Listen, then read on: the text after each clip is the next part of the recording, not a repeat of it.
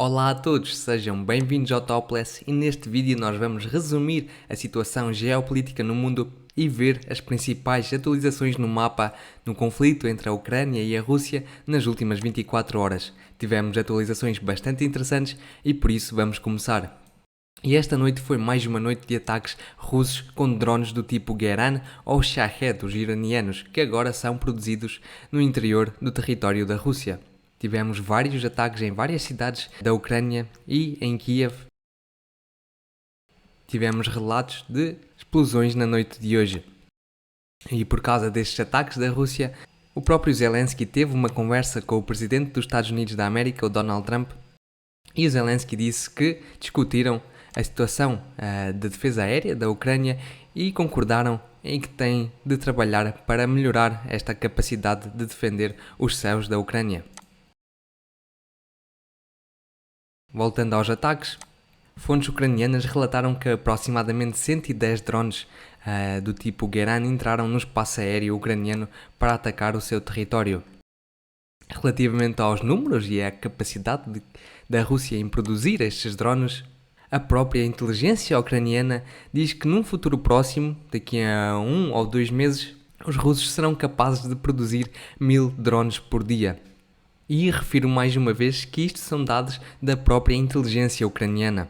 Portanto, isto é uma situação bastante preocupante para a Ucrânia, porque agora, com os russos com capacidades de atacar todas as noites a Ucrânia com pelo menos 100 drones por dia, e sendo que esta capacidade vai melhorar ao longo dos próximos meses, a Ucrânia vai se ver numa situação bastante complicada. Tivemos também ataques aqui em Kryvyi e temos vídeos que mostram os mesmos.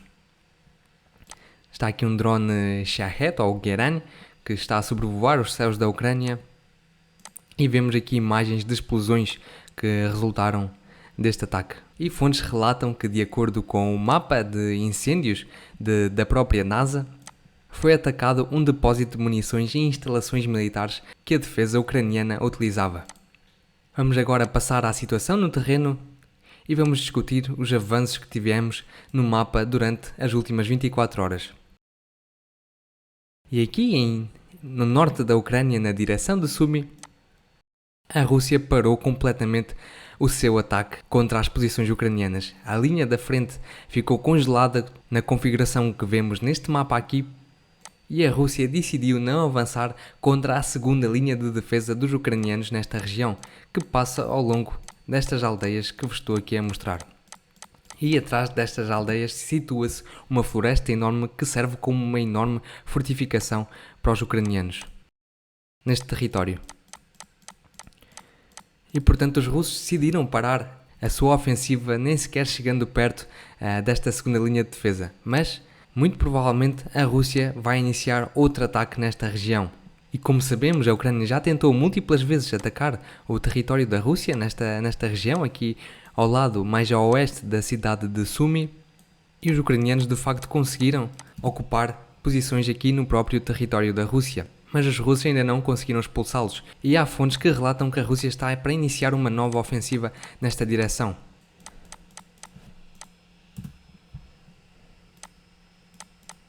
Desta forma.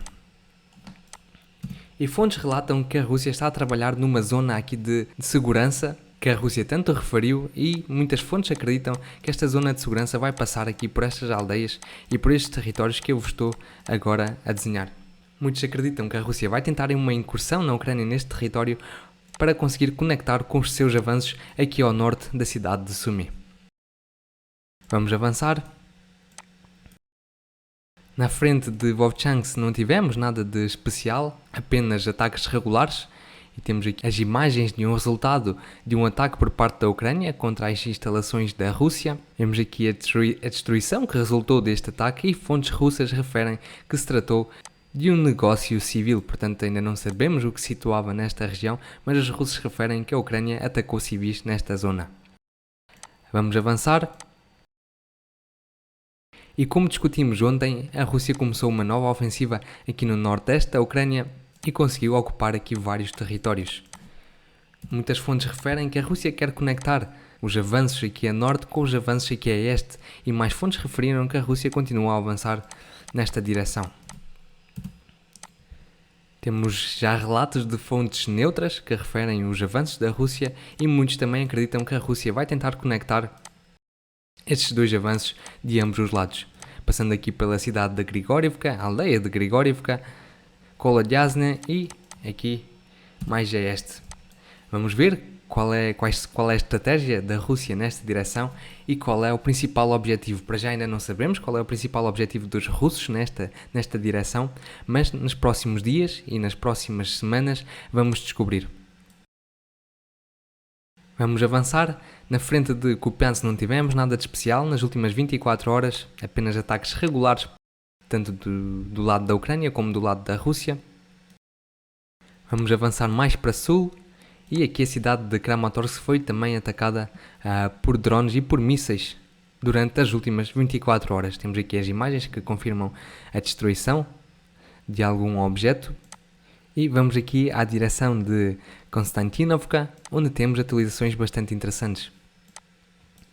Os russos continuam aqui a avançar pela cidade de Chasiv-Yar, aqui a norte aqui de Konstantinovka, e temos mais provas de que a Rússia conseguiu ocupar aqui um terreno nesta cidade, e esta prova foi-nos dada por fontes ucranianas que publicaram um vídeo no qual mostram ataques contra os russos neste território. Podemos ver aqui ataques com drones kamikaze, drones suicidas.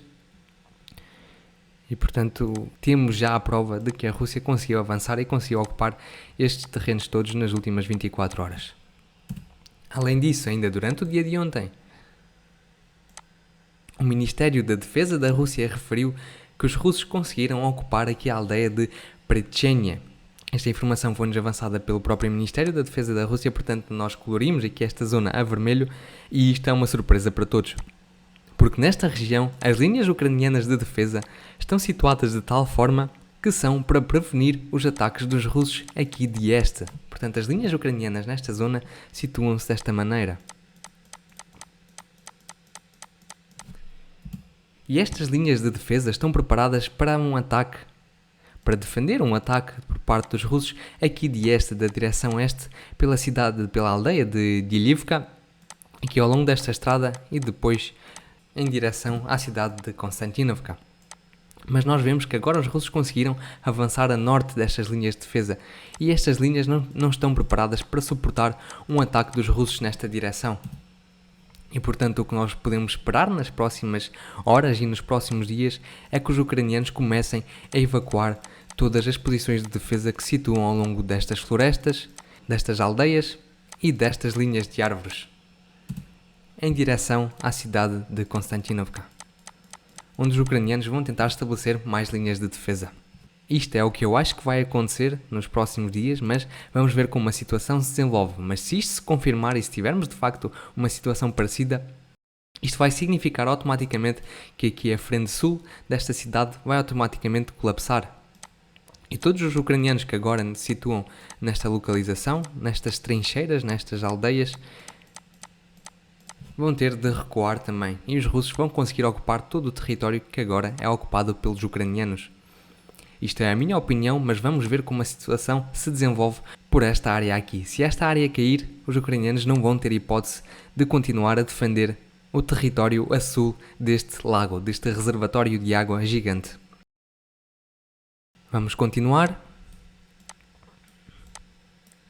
Na direção de Pokrovsk não tivemos nada de especial, nenhum avanço, apenas ataques regulares de ambos os lados. Aqui vemos vídeos de ataques ucranianos contra as tropas da Rússia. Vamos avançar. E aqui na direção de Povopavlik, mais a sul, os russos continuam a desenvolver a sua ofensiva que eles começaram há uns dias atrás. E a Rússia já começou a destruir aqui as vias logísticas dos ucranianos. Aqui vemos um vídeo de uma ponte que foi danificada e destruída pelos russos e que agora não poderá ser utilizada para suprir a linha da frente. Portanto, a logística das forças ucranianas ficou bastante afetada com a destruição desta ponte. O que significa que os russos têm, de facto, planos para avançar em direção aos territórios que se situam a este desta linha que eu vos estou a desenhar. E ataques por parte da Rússia comprovam isso. Temos aqui explosões registadas na cidade de Voskresenka, temos aqui ataques com bombas voadoras e vemos que um ponto de defesa dos ucranianos foi destruído neste ataque. Vamos avançar. Mais a sul, tivemos um vídeo publicado pelos russos da destruição de um tanque da Força de Defesa Ucraniana. Vamos ver o vídeo. Vemos ali o tanque que estava camuflado no meio das ervas e no meio aqui da linha de árvores que se situava, mas que depois foi atacado por um drone kamikaze e o tanque foi danificado ou até destruído. Portanto, para já, sem avanços no terreno, nas últimas 24 horas nesta direção, apenas ataques regulares, tanto do lado ucraniano como do lado da Rússia. Já aqui na direção de Zaporizhia, também não tivemos avanços no terreno, mas tivemos mais uma vez ataques com drones por parte da Rússia.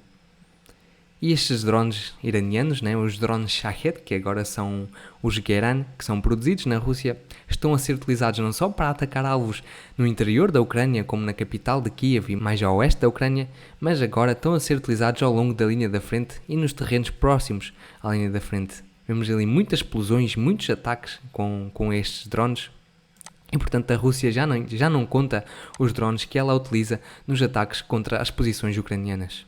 E é isto que eu vos trago sobre as principais atualizações no terreno e na geopolítica aqui deste conflito entre a Ucrânia e a Rússia, que aconteceram nas últimas 24 horas. E espero que tenham gostado do vídeo. Se gostaram, deixem o vosso gosto, apoiem o canal, subscrevam o canal, deixem o vosso comentário. E eu relembro que condeno qualquer tipo de violência no mundo. E até amanhã. Tchau, tchau.